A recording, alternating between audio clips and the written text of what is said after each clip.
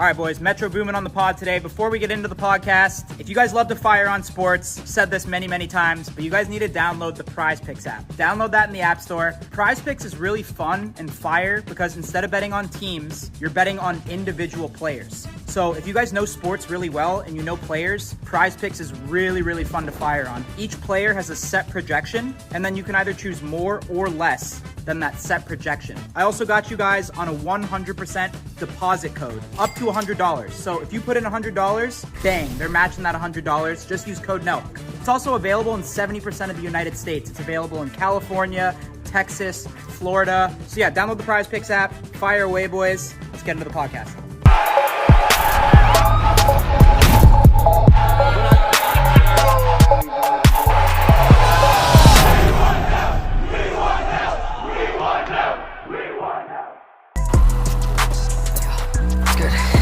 Metro!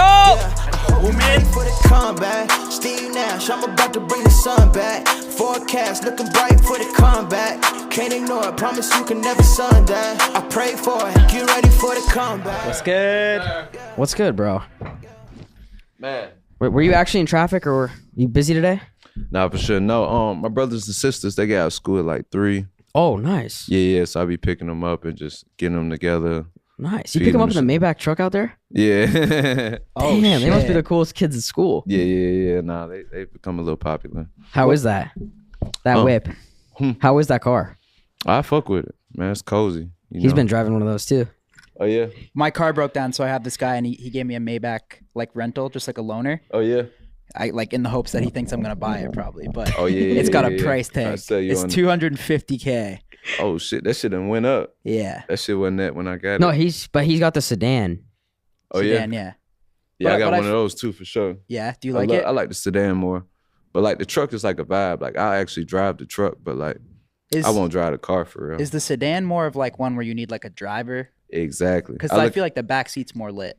The back seat on the sedan is like, lit. First off, the sedan is way more space. Yeah. So it's like you sit in the back and it's really like. So that one you need a driver. Like it's not. That's what I've been. Do they have the head pillows in the front? Nah. Or only in the back? They got In the pillows. back they do. They got Yeah, pillows, it's comfy all as that. hell back there. Like even when I had bought the sedan one, I was like, okay, I don't want to be one of the people who got this and I'm driving it. I'm like, no, I bought it for the back seat. So True. I had got a driver back then when I got that car originally. Do you have while we're on the topic, do you have a crazy fleet of whips? I'm not a huge whip person, bro. Like, that's just like I want to buy a bunch of cars. Like, Yeah.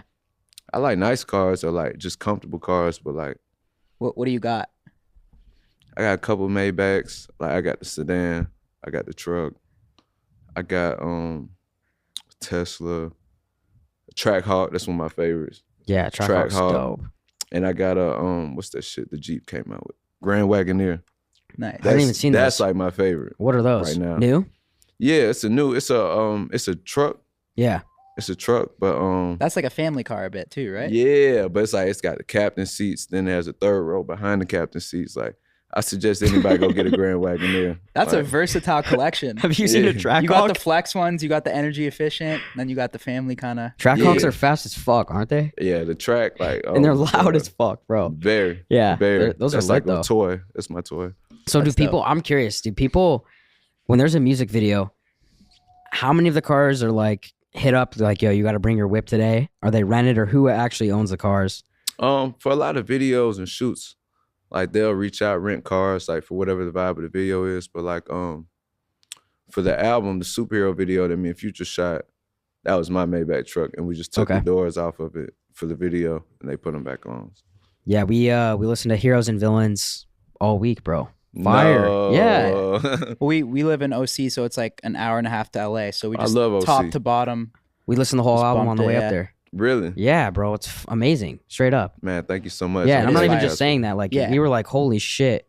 I mean, you have Travis Scott, Right, Weeknd, right. 21, and Future, and And probably a Don couple other Toliver, people. right? And right. Don Toliver, yeah. That's like the starting 5. How long did it take you to put that album from start to finish? I say about 2 years and some change. Damn. Really? Yeah. Does that seem long? In the moment, then, but looking back, it kind of was, but in the moment, it's just like it was just continuous. Then I thought I would drop it. Mhm. Then it'd be like, hold on, let's push it back. Let's do this. Then let's do this, push it back again. Like, even the thing we shot with Morgan Freeman and Lakeith, like, we shot that like a year and a half ago. We got to get into that Oh. too. But because yours like different. You're not like an actual, like you're not like a rapper, right? So how do you, when you're making an album, what do you look for in like the beats that you're like putting on the album? Like, are you really trying to make those beats like stand out since you're more of like a producer album? Do you know what I mean by that? Yeah, and I feel like I'm a producer that doesn't rap, so it's like I have to speak through like the production of it, basically. That's what I mean. Yeah. You know, so it's not even like a lot of those beats, they don't start out like that in the beginning. Like a lot of them will just be like skeletons of stuff, like Yeah. ideas, you know what I'm saying, just to get the like idea going. Then an artist might they might do some ideas on it and I'll go back in and like, you know, fuck with it some more, or have another producer come in on it, fuck with it some more, or then do that and then have the artist go back in on it, like, you know. So when you're like, how does the process work? Are you making a beat like, yo, I need this one for 21? Or you make the beat and then you're like, yo, this is a track for 21, or Future would be fire on this? A lot of times when I make beats, it's just like how when I was in high school, like I'll just make them, just like making them. And, you know, a lot of times, like while I'm making them, you might get an idea like, yo, so-and-so might sound real good on this. Or like when I'm in the mode for an actual album, it'll be like, okay, what do we need? What are we lacking? What do we need more of? And I'll just more so like go in on that, like more focused. But generally just making beats, I'll just make them and it'll be like, oh, this could be cool for so-and-so. Or I might be in the studio with somebody and just make something on the spot, like just in the vibe, like, you know. Have you ever sent the same beat to two rappers and Oh, picked all who the was more time. fire? All the time. Any on this new album? Where like two different people had the Where you were same. like, all right, I'm gonna have Future try this one out in 21 and then see who hit it harder? Right. Yeah, or a lot of times like situations like that, I'll have different artists do the same beat. Yeah. And sometimes they'll know, sometimes they won't. And I'll just well, when it comes to my albums, because it's like just composing and putting everything together. Yeah. It'll be like I just really take the best of both or whatever they did and kind of try to like Yeah. that's arrange dope. and like just build something out of it. type Has of there thing. ever been like any crazy wars over like some of your beats? Because I know that's a thing, right? Like you'll send the beat out to like different people, and then Yeah. do people try to buy it off you and like outbid each other? If it's like, because you've made some legendary beats, like I'm sure that's got to happen. Oh wow, sometimes. thank you. But yeah, in the past, you know, there's been times where certain people have had a beat and then somebody else wants to put it out and wants to do this. Or, you know, sometimes like an artist, somebody will have a beat and I might not have heard what they did or they might not have really said anything about it. And then it comes out somewhere else. They're like, yo, I was going to use that. Was like, you got to let me know that. Yeah. You know what I'm saying? Because if you don't say anything, like this shit got to move. Because when I was younger, I used to like, anytime I knew somebody rapped on the beat or even had it, I won't send it out to anybody else. Mm-hmm. But then like a song or something might never come of it. So then it's just like, damn, I just wasted that shit. Yeah. And I did that for years. So now it's just like, I feel like I'm in a different place now with a different kind of like respect and communication Yeah, with for artists sure. to where I was it's gonna like, ask that, yeah. where we're just like, okay, Because people must catch feelings too, right? Like I always wonder that, like yeah. it's such a Well- craft. Like, do people get offended? You keep it In real and be situations like, like hey, that? bro, you could do better on this track, or Oh yeah, that's the only way. yeah. That's the only way, bro. But you Like, can't get away with that at the beginning, right? yeah, I Like mean, now and it's like they're gonna listen to you. they'll listen more, but even like more so in the beginning, like I'm gonna let you know what I think. And I feel like over the years, like the past decade, I've grown from more of a beat maker role into more of a real like producer role, to where like giving you feedback. I might give you some bars. I might help you start this off. I might let you know like, yo, this was hard, but you started to lose me halfway through. Let's just fix that up and then keep it going. And I feel like that's like just as important, if not more important, than like just making the beats. 100%. Because yeah. it's like ensuring that the song comes out. Like, you know, I can't just sit there in the studio and you just rapping on the beat and I might not like it like that. And I'm just like, just going with it. Just like, okay, fuck it. Like, we'll go to the next one. Like, no, like we got to try to make something out of it. Yeah, I think of like when I think of Raindrops with Travis Scott, Right. that was like a whole different. I don't know what it was, but it just hit so much harder. Yeah. So does like when you do that song with Travis, does he after that, if it does well, is he like, yo, we got to do a whole like you got to come do something for me? Really with a lot of people on the album and a lot of people I collaborate with often, like people like Future or Thug or Travis, even Gunna, like I've came up, especially with like Future, Thug, and Travis, like we've came up together type of thing. Yeah. So it's like, it's a different level of respect and camaraderie and like just chemistry overall. Like I feel like it's all about the chemistry. Yeah. So that's why I work with those kind of people like more often, because it's just like, I feel like the vibe and the chemistry is like the core of just making good music. Cause like we're all comfortable, we all respect each other, and we have a common goal. Mm-hmm. You know what I'm saying? So it don't even really be like a, yo, you gotta do something for me now. And also I'm not one of those producers or just somebody that's like, I'm just trying to take all these songs for myself, or like an artist has to worry like, oh, we get in the studio with Metro, he gonna be trying to take every song for his album and do this. Like, I'm here as a producer first to serve you and serve the people in the purpose of putting some fire out. You feel me? So like, me doing my own projects, that's something I love to do, something I love to do on the side. But if it's ever a moment like an artist wants a song or something like that, then I don't hesitate to just be like, that's cool, because I know I could just make some more shit. You know what I'm saying? So it always works out. How does it work on this album? Is it all you like producing everything, or are you collabing with people on beats collaboration. and stuff? Like I make, as far as like my producer albums like this and Not All Heroes Wear Capes, it's like more of like a collaboration party.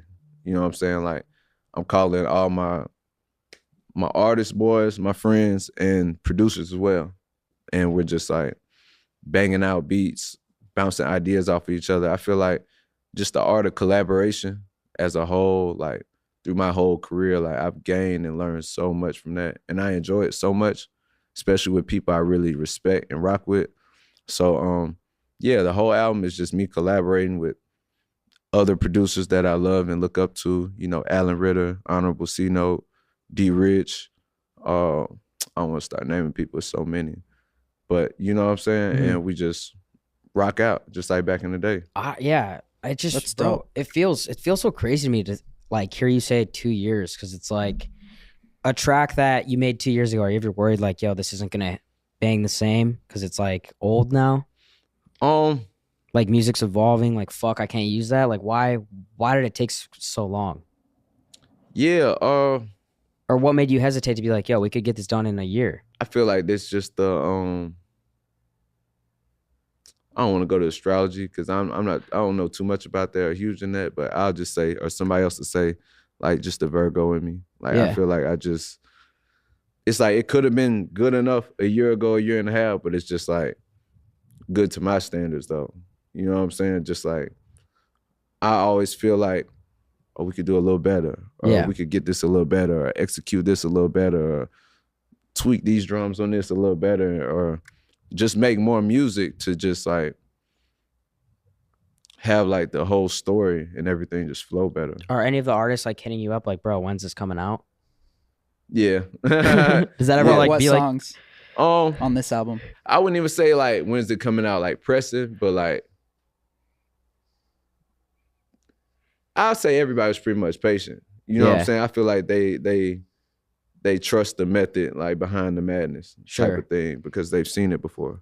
They've experienced it with me working on their projects and just different things. When do you think you got that kind of like respect to where it was like, all right, at this moment, I know like these guys take my opinion, will listen to me. Like, was there a turning point? Or why don't you just even tell us about like the first song that you put out where it was like, this changed your life?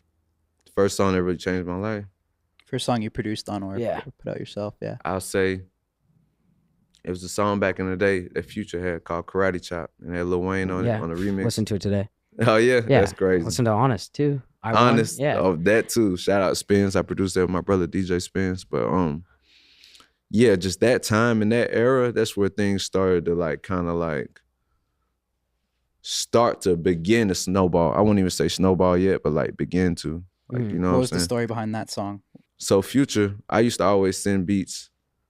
Shout out my boy Propane, he used to manage me. But while I lived in St. Louis, I used to always send Propane beats for Rocco all the time.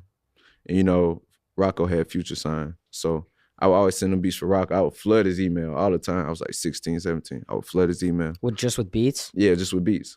How many beats at a time would you send? Back then, bro, probably like 15, 20, just at a time. Wow. Just trying to get in there. So like, I was always flooding him with beats. And I had been heard about Future. He had the No Way Out mixtape. Like I was rocking with him, 1000. But he had dropped Dirty Sprite 1. Mm-hmm. And I remember, I think I was like in 11th grade, and they just took me over, bro. And so it went from always sending beats to Rocco, even though I was still a big Rocco fan, to I was always sending beats for Future. Then I was like, yo, 30 beats for Future, just sending them. So then one day I was at home, and Propane and Future had called me like, yo, we fucking with some of these beats. Woo. So they had did a song called Hard. Mm-hmm. And I was in 12th grade. So then I had graduated high school, and I had moved out here to Atlanta to go to school at Morehouse. So at the beginning of the semester, they put the song out called Hard. And I remember like walking around on campus, cars would be driving by playing that shit. That's so lit. And it was like fucking my mind up. Did you know? Did you know, or did you just hear it? No, I knew. They told you like, yo, we're using it. For sure. I had knew. So the song came out in the mixtape. It was going crazy. And then from that point, now that I'm in Atlanta, me and Future in the studio every day. Like I would split up my time every day. From school, I would go to the studio with Future. I'd go stop at the studio with Gucci. I'd go to the studio with Scooter. And that was like my everyday like thing. You know what I'm saying? Wild, yeah. So being in the studio with him every day, he did Karate Chop at the same time. And I remember when he was playing it, it was just so different. Like the beat, I'd be biased to a lot of my beats sometimes. You know what I'm saying? So if I'm biased to the beat, kind of like I might not like the song. So, and how he approached the song was so different. I remember at first, like I would tell him too, like, man, I don't know really. At that point, sorry to cut you off. At that point, are you like nervous because you're a freshman in college, right? Right. And Future's there, like, and you're kind of he's rapping on your beat, but you're also giving him advice. You're like, yo, I gotta be careful, or what? I feel like it wasn't even nervous. It was just like with me and him, it was just like a certain bond that like brotherhood just from day one. That's dope. Just from day zero, it was like something just unspoken. You know what I'm saying? And just a respect for each other. Of course, like over time, the respect grew. Like when we first did Monster, where like the first project of his, like that's that one I of my like favorites, executive produce type thing.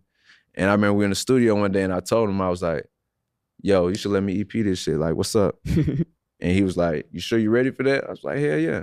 He was like, all right. This is on Monster? Yeah, it's on Monster. Yeah, Codeine Crazy is one of my favorite songs of all time. Yeah, shout out TM on that Codeine Crazy beat. Yeah. That shit, legendary. Yeah.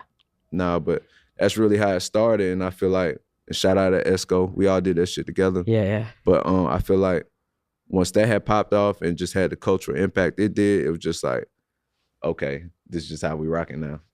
Damn, that's so crazy. That's so fire. how did your life change when you're saying you're going from Future to Gucci?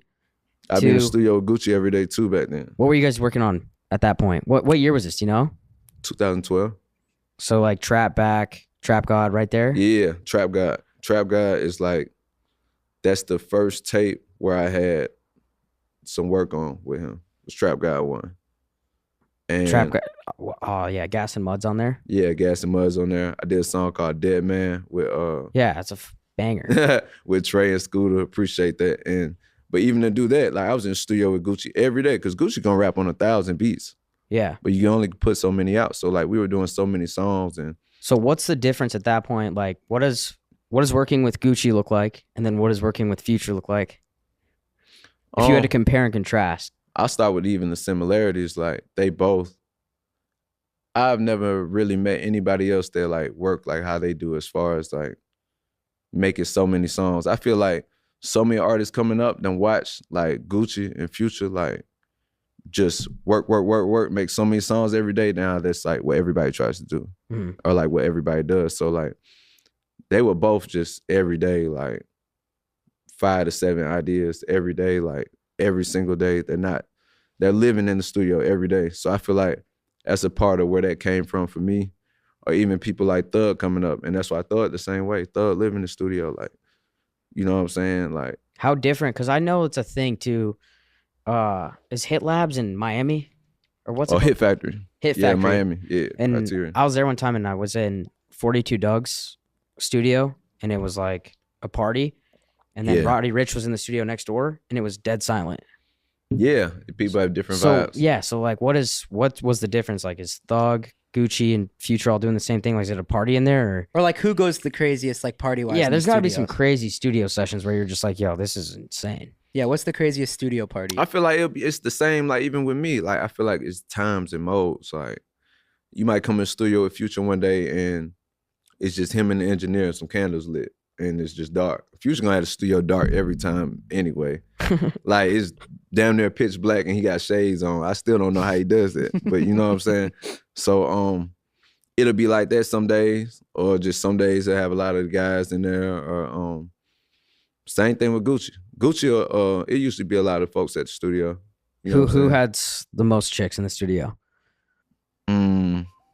Like, is there every time you just walked into the studio and you're just like, whoa, like Honestly, it wouldn't even be that many girls in the studio as you would think, Really? like all the time. So they're what? Like just super professional, like on their shit?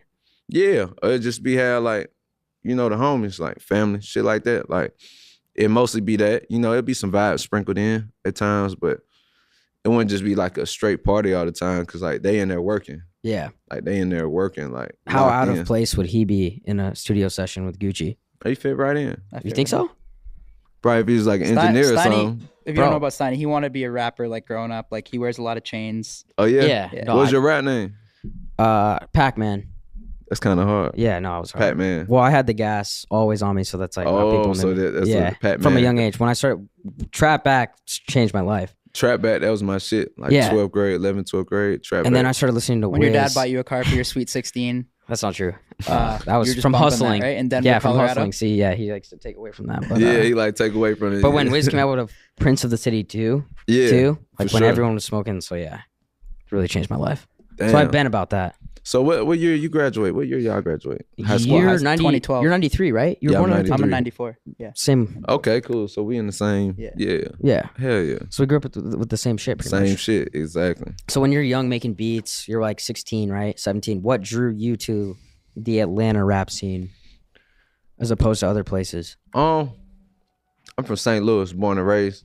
I feel like it's a lot of similarities, and just even the music, like coming up, I always been a fan. Or even like from somewhere like St. Louis, which they consider the Midwest, but it's kind of like at the bottom of the. But so it's like, it's not like we just super regional like LA or New York. You know what I'm saying? Yeah. Like we caught some of everything. Mhm. You know, we was listening to everything from Dipset to West Coast, The Game and Snoop and them, to down south, we listening to UGK, we listening to everything. So I feel like I always done rock with everything they done did in Atlanta though.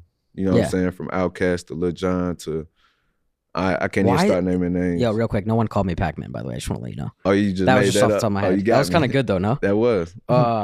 Why is Atlanta such a hotspot for this, like, this rap scene? And everybody talk about Atlanta now, but I feel like it's just been like that for a long time. Like you Mhm. gotta think, like I was in 6th grade when D4L and shit was out. Like Oh, Laffy yeah, I forgot Taffy, about like, I was that. in 6th grade back then, like, and they still running shit. Like the city is still running shit. So it's like, It's actually insane how many people are out of Atlanta. Everyone, Yeah. bro. What, like, from the hottest guys, like Lil Baby? yeah, I feel like it's just the flavor, like just it's just like, it's just so much flavor. Like, What about, like, the Atlanta? What's different about the culture that comes with the music? as far as what part? Like, I mean, like Chicago, right? Right. Chief Keef, like the drill shit, and then Atlanta. I don't know. It just seems different. Like, it seems like you never. And I don't want to like come off the wrong way, but it seems like if you grew up in the hood, it always stays with you in Right. Atlanta. Cause like even geographically, like how Atlanta laid out is different from most cities. Like, And I say that because like Gucci still talks about like today, like trapping. yeah, You know, like a lot of those guys do. yeah, for sure. because like, you know, an artist, a rapper, like, they not here to be a role model. They not here to promote nothing. They really like, I look at rap, even from Tupac back then, it's like my favorite rapper all the time. It's you really like a reporter. So it's like you just let niggas know what's going on. Whether you're still in the street or not, like it's up to you to like let the world and everybody know like what's really going on. You know what I'm saying? So I feel like it's more than that. And then like even how Atlanta laid out, like in a lot of cities or a lot of other states, it'll be like you'll have the city and then the hood, it'll be like 20 minutes away or something like that, 30 minutes away from the city. Like here, like it's intertwined. Like downtown, like wherever you at, like it's that shit is 5-6 minutes away. So I feel like it's just always got that presence and it's just deeply rooted. Yeah. Had you, another big guy you worked with, obviously he's 21 and coming off that big album now. How did you guys originally meet? Savage, even before I knew him as 21 Savage, everybody know him as Lil Man. So As what? Lil Man. Lil Man. Lil Man, like Lilman. He's not that small though. Right, that's just his shit. hood name, Tall guy, yeah. shit like that. So like back then, How long ago was this? 2013 or 14, something like that. So like he didn't even rap back then. First off, every time I see this nigga, he wouldn't even speak. He wouldn't talk. He wouldn't be a little dap. That's it. But like he wouldn't even say nothing. But he would always be with shout Fat Man Key, my boy Key, and our boy Q, who rap too. So like he would be around. You always see him. Like it's just like circles. Yeah. You know what I'm saying? Like my boy Man Savage. And he would be around like with Sonny and everybody. Like we all just had like, it's hard to explain. But you know, just from around the way and shit. So we just see him. So one day we doing this Billboard shoot. Billboard was doing like a write-up on like just upcoming Atlanta shit. Like I remember they had me, Sonny, McConan, Childish Major, just a bunch of shit from that time. And I remember he was at the shoot, but he wasn't at the shoot like to be in the shoot. Like he was holding somebody else down type shit. So we in between shots, we just chilling. And he like, hey, I'm finna start rapping. Send me some beats. He just said it. So then I was just like, I had been new, bro, from just being around. So I was just like, shit, all right, fuck it.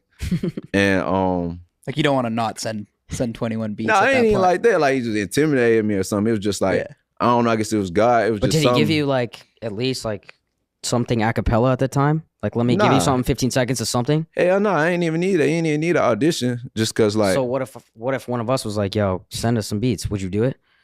I might, but see, I don't know y'all like that. But like he was just like, you know what I'm saying? He'd be around the way so much. It was just like, but people do that all the time. And I don't always send people beats. I forget or something, but just something was over me. Just I had sent them some beats and one of them was the song called, I think it was Drip Drip. He put on his first mixtape. Was it Slaughter King on his first mixtape. I think that was the right tape, but it was his first tape. And me and TM made the beat. He ended up putting that on there. And from there, we just started to slowly like build like a, and then we just kept. You guys have locking worked in. a lot together, you and him. Yeah, for sure. And we had did Savage Mode, and then just after that, we was just locked all the way in. It's crazy to see his evolution. Yeah, no, it's a blessing. Like it's insane. I remember, I don't know, just like his old interviews and shit, like to now it's like he's just evolved so much as like, I guess like a businessman even, and like. Everybody talks about his evolution and just how crazy it is. Like it's a blessing. It's just crazy to me too, because I watched like Lil Baby had a documentary come out. Right. And he had a nickname on the streets before he was doing rap. So Right. it's just crazy to see these guys like just evolve and like they pick a different lane. Yeah. But it just takes off. And you have no idea. Like when 21 sends you that beats, how many times before until he like pops off? Man, that was the first tape. It took a few more tapes. Yeah. Like it wasn't just no overnight shit. Like I seen his evolution. Like back when we did that, it was still live mixtape days. Like this is that before another guy? streaming and like Apple Music and shit. Is that another guy you just like clicked with and it was just like Who, on Savage? the same page? Yeah. Oh yeah, without a doubt. That's why I put him in there like with the category that I put like Pluto and Thug and Trav. Like I put him in that because it's like it's like we came